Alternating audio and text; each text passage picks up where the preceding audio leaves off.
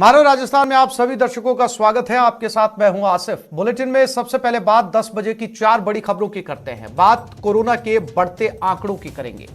मौत का आंकड़ा लगातार बढ़ रहा है। पिछले 24 घंटे में 893 मरीजों की मौत हो गई। दूसरी बड़ी खबर शहर शहर अग्निकांड की।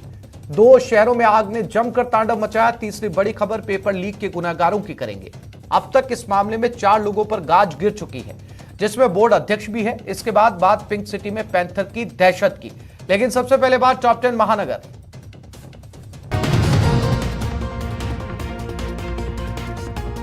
देश में पिछले 24 घंटे में कोरोना वायरस के 2,34,281 नए मामले सामने आए और 893 की जान गई।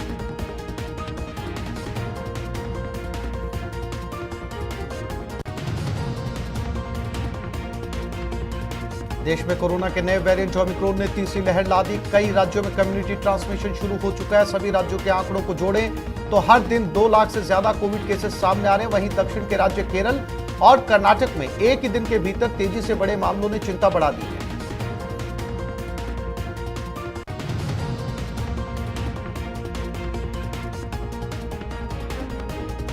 बीजेपी पश्चिमी यूपी को साधने में जुटी है। उत्तर प्रदेश के मुख्यमंत्री योगी आदित्यनाथ आज हापुड़ की धौलाना विधानसभा में चुनाव प्रचार करेंगे। करीब 4:15 पर मुख्यमंत्री प्रभावी मतदाता संवाद को संबोधित करेंगे। इसके बाद पिलखुआ में डोर टू डोर भी प्रचार करेंगे।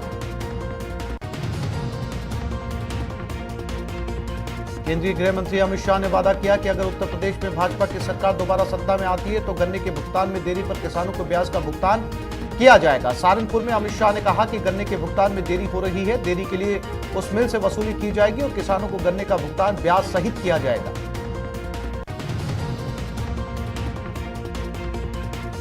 यूपी के चुनावी मैदान में उतरे एआईएमआईएम नेता असदुद्दीन ओवैसी ने अखिलेश यादव और सीएम योगी पर तंज कसा। ओवैसी ने कहा कि दोनों के बीच सबसे बड़े हिंदू बनने की प्रतियोगिता चल रही है।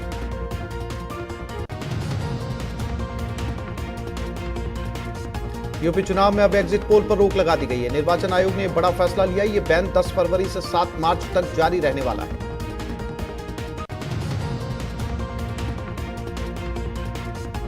भारत और इजराइल के बीच राजनयिक संबंधों को 30 साल पूरे हो चुके हैं। इस मौके पर पीएम मोदी ने दोनों देशों के संबंधों को मजबूत करने की बात कही।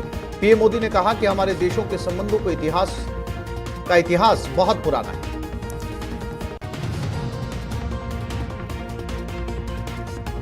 जम्मू कश्मीर में आतंकवादियों पर सुरक्षा बलों ने कड़ा प्रहार किया। पिछले 12 घंटे में 2 मुठभेड़ में आतंकी संगठन लश्कर-ए-तैयबा और जैश-ए-मोहम्मद के 5 आतंकवादी मारे गए।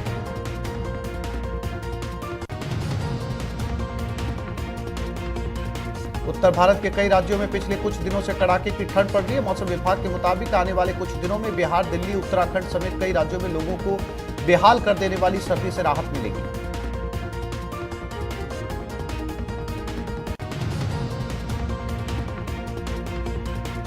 प्रसिद्ध गायिका लता मंगेशकर के स्वास्थ्य स्थिति में थोड़ा सुधार हुआ है। उनको वेंटिलेटर सपोर्ट से हटा दिया गया। वो अभी भी आईसीयू में निगरानी में रहेंगी।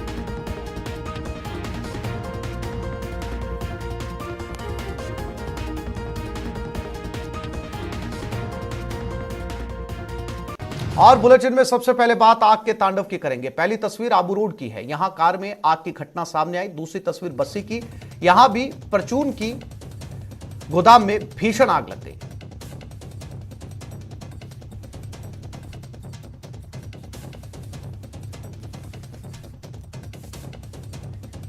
आबू रोड में कार में आग लग गई। देव कॉम्प्लेक्स के बाहर यह कार खड़ी थी। अज्ञात युवक ने इस कार में पेट्रोल डालकर आग लगा दी। सीसीटीवी में यह पूरी घटना रिकॉर्ड हो गई।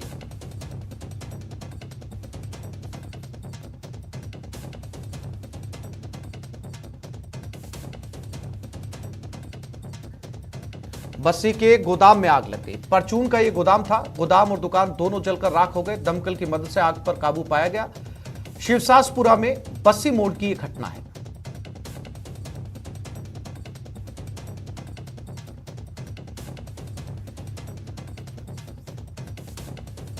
और यह खबर झुंझुनू के बुहाना से है। पुलिस को कामयाबी मिली। अवैध शराब से भरी हुई पिकअप पकड़ी है। गाड़ी से 90 पेटी अवैध देसी शराब जब्त की गई है। अवैध शराब के साथ 3 आरोपियों को भी गिरफ्तार किया गया है।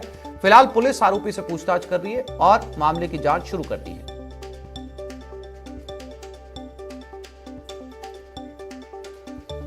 तो झुंझुनू के बुहाना में 90 पेटी अवैध देसी शराब पकड़ी गई है।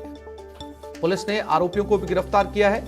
फिलहाल गिरफ्तार आरोपी से पूछताछ जारी है।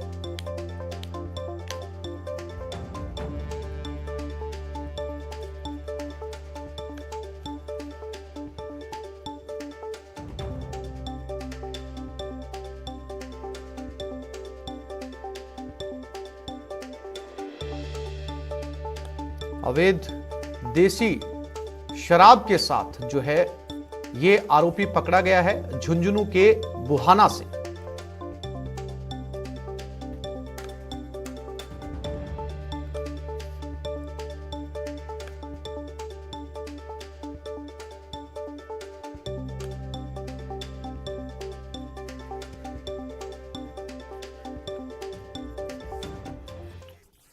यह खबर चूरू से है, जहां सालासर पुलिस ने नाकेबंदी के दौरान हरियाणा में बनी अवैध अंग्रेजी शराब का भंडाफोड़ किया। पुलिस ने अवैध शराब के ट्रक के साथ 2 तस्करों को भी गिरफ्तार किया।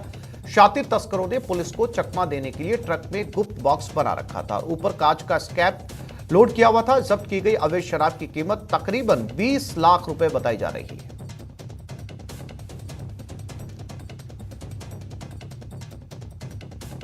वाहन को गाड़ी के नीचे से चेक किया गया तो बिल्कुल उस वाहन के अंदर शराब भरी हुई थी, जिस पर उस शीशे को साइड में करके और नीचे से शराब को अनलोड किया गया।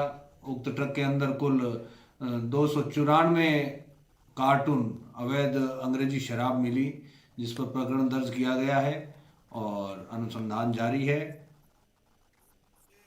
दौसा पुलिस ने हनी ट्रैप की मास्टरमाइंड सुमन मिश्रा को गिरफ्तार कर लिया। जयपुर के ज्योतिनगर इलाके में रहने वाली शातिर सुमन ने दौसा से एमबीबीएस कर रहे छात्र और उसके दोस्त को प्रेम जाल में फंसाकर 10 लाख रुपए की डिमांड की थी और पैसे नहीं देने पर बलात्कार का मुकदमा दर्ज कराने की धमकी दी थी, जिसके बाद पीड़ित युवक ने महिला को 1.5 लाख रुपए दे भी दिए थे, लेकिन शातिर छात्रों पर दबाव बनाने के लिए मुकदमा दर्ज करा दिया गया। पुलिस ने मामले की जांच की तो पता चला कि शातिर सुमन मिश्रा पहले भी जयपुर में कई लोगों को हनी ट्रैप का शिकार बना चुकी है।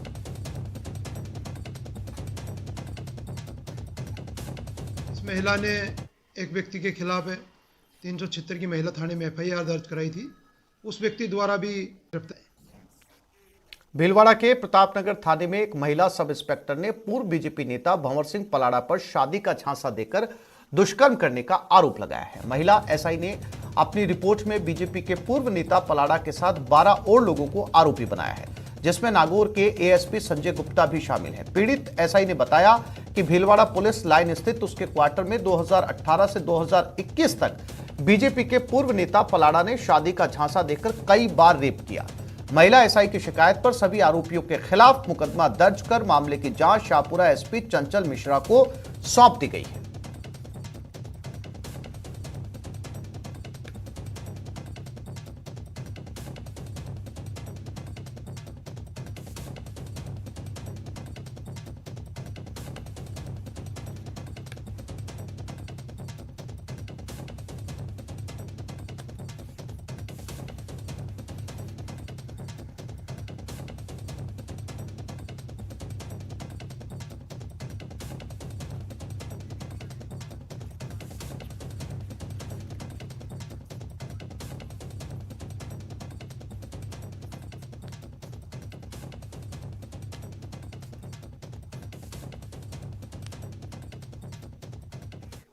और अब बात अलवर कांड की। अलवर की गुत्थी और उलझ गई है। दरअसल एफएसएल रिपोर्ट में सनसनीखेज खुलासा हुआ। एफएसएल की जांच में नाबालिग के कपड़ों पर सीमेंट्स मिले हैं।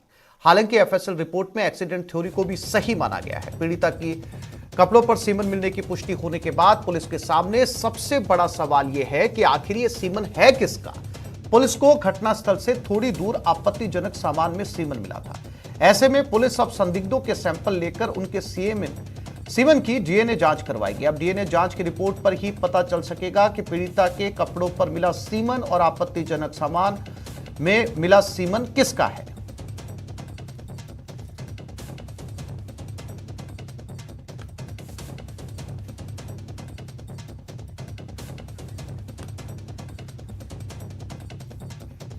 अलवर प्रकरण को लेकर भाजपा कांग्रेस आमने सामने है। पीड़िता के कपड़ों पर मिले सीमन की खबरों के बीच मंत्री महेश जोशी ने कहा कि इस मामले की जांच हो रही है, इसका मीडिया ट्रायल नहीं होना चाहिए, घटना की सच्चाई अलग ही सामने आ सकती है। वहीं गुलाबचंद कटारिया ने इस बात पर चिंता जताई कि इतने गंभीर प्रकरण के बाद भी पुलिस मामले को दबाने में जुटी है। कॉम्प्लिकेटेड मामला है, जब पूरी तरीके से खुलेगा तो आपको लगेगा कि वाकई ऐसा भी हो सकता है क्या। उसको मैं नहीं समझता कि मीडिया ट्रायल की आवश्यकता है अभी, क्योंकि मीडिया ट्रायल से कई बार मामले उलझ जाते हैं, कभी कभी सुलझ भी जाते हैं, लेकिन कई बार उलझ भी जाते हैं क्योंकि जांच चल रही है। मैं ये कह सकता हूँ कि वो उस मामले में दूध का दूध और पानी का पानी होगा, जो सच्चाई है वो सामने आएगी। सीमन के बारे में हमारे यहाँ के साइंटिस्टों ने ढूंढ करके निकाल दिया कि ये सीमन जो लगा हुआ है ये बिल्कुल रेप का संकेत दे रहा है, तो उसको भी छुपाना और दबाना, इसका मतलब सरकार की मंशा इस केस को दबाने की है। केवल अकेली एसपी की हिम्मत नहीं कि वो केस को रफा दफा करने के लिए इस प्रकार के स्टैंड बार बार बदले। मैं सोचता हूँ निश्चित रूप से सरकार का इन्वॉल्वमेंट और इस केस को दबाने के लिए उनकी कोई रणनीति का पार्ट वो भी बनी। और देश में कोरोना पर अपडेट आपको बता देते हैं। 24 घंटे में मौत का आंकड़ा भी बढ़ा है। 24 घंटे में 893 की जान गई और 2,34,281 नए मामले सामने आए और 24 घंटे में 3,52,784 लोगों ने रिकवर किया। फिलहाल देश में एक्टिव केस की संख्या 18,84,937 है।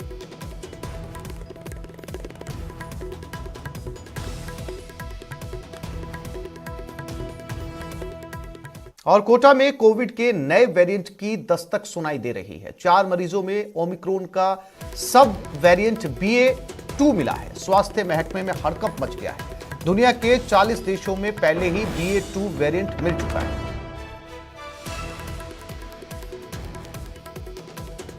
तो पहले डेल्टा, फिर ओमिक्रॉन और अब BA.2।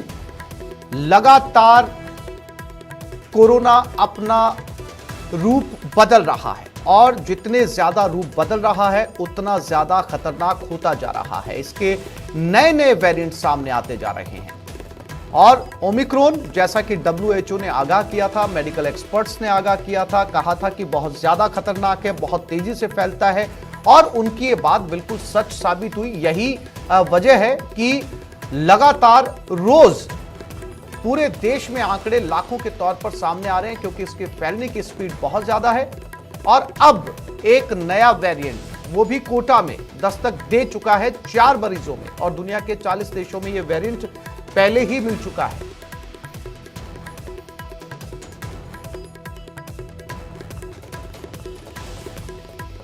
और ओम प्रकाश संवाददाता कोटा हमारे साथ जुड़ गए। ओम प्रकाश, एक बड़े खतरे की दस्तक कोटा में। जाहिर सी बात है कि जब 4 मरीज BA.2 के मिल चुके हैं तो कहीं ना कहीं इन्होंने आगे स्प्रेडिंग की है और जब और आगे सीक्वेंसिंग होगी तो पता चल पाएगा कि BA.2 के कुल मामले कोटा में कितने हैं। डॉक्टर्स क्या कहते हैं, कितना खतरनाक है ओमिक्रॉन से BA.2?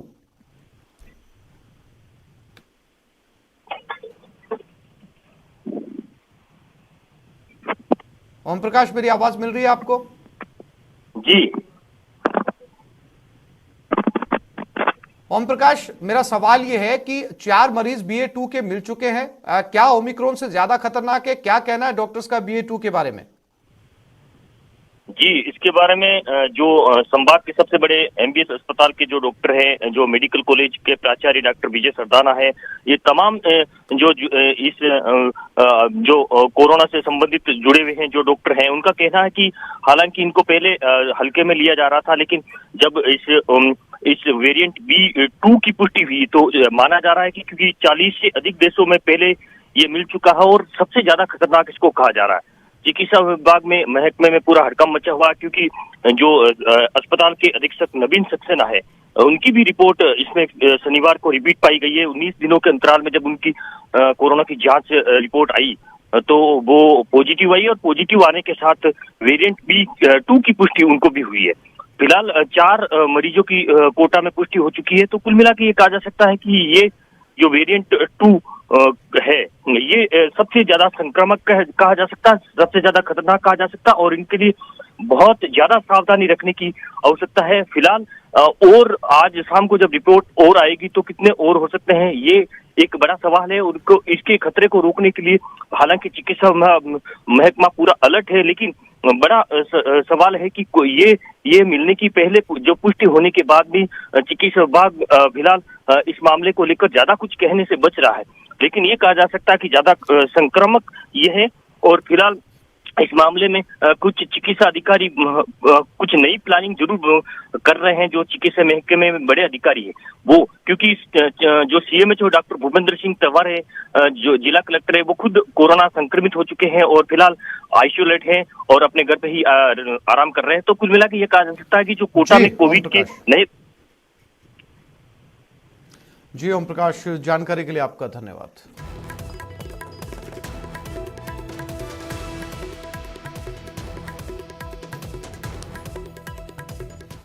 राजधानी जयपुर के जगतपुरा के एनआरआई कॉलोनी राज आंगन में पैंथर का मूवमेंट देखा गया। देर रात पैंथर के कॉलोनी में आने से लोगों में दहशत का माहौल है। लोगों में पैंथर के घर की छत पर आने का भी डर सता रहा है, क्योंकि पिछली बार भी कॉलोनी की छत पर पैंथर आ गया था। पैंथर के मूवमेंट होने से लोग घरों में कैद हो गए।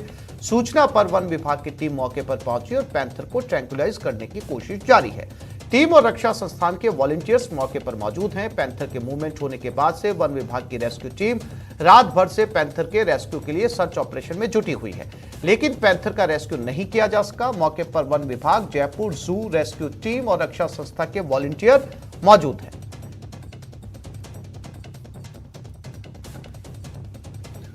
तो अक्सर पैंथर का मूवमेंट जयपुर के कई अलग अलग हिस्सों के अंदर नजर आता है। अब जगतपुरा के अंदर एक कॉलोनी के अंदर फिर से पैंथर देखा गया। तस्वीरों में आप देख सकते हैं। हालांकि पूरी रात से इसे खोजने की कोशिश की गई। तमाम दस्ते, वन विभाग, रेस्क्यू टीम वहां पर मौजूद है।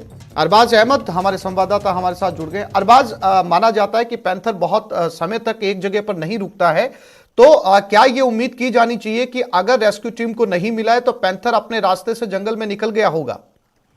देखिए, अभी ऐसा कुछ नहीं कहा जा सकता, क्योंकि मसला ये है कि रात से उन्होंने पैंथर को लोकेट किया हुआ था और रात कुछ इस बात का डर था कि डार्ट जैसी लगता है बेहोशी का, तो तुरंत जो है पैंथर को ढूंढ करके खोज करके अपने कब्जे में लेना होता है। ऐसे में अगर वो गलत जगह जाकर बेहोश हो जाए तो उसकी जान भी जा सकती है। और दूसरा खतरा ये था कि अगर डार्ट नहीं लगे और जानवर चिड़चिड़ा हो जाए तो वो इंसानों पर आसपास की आबादी में हमला भी कर सकता है।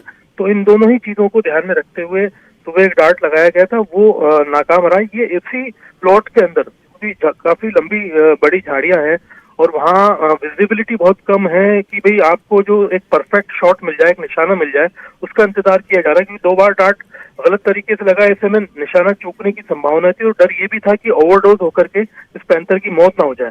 तो फिलहाल इंतजार इस बात का कि परफेक्ट शॉट मिले और जल्दी से जल्दी इसको सही जगह लोकेट करके बेहोश करके वापस झालाना ले जाया जाए।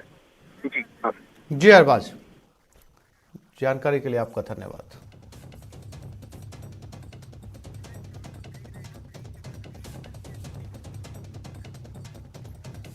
और ब्रेक के बाद रीट पर सियासी बवंडर।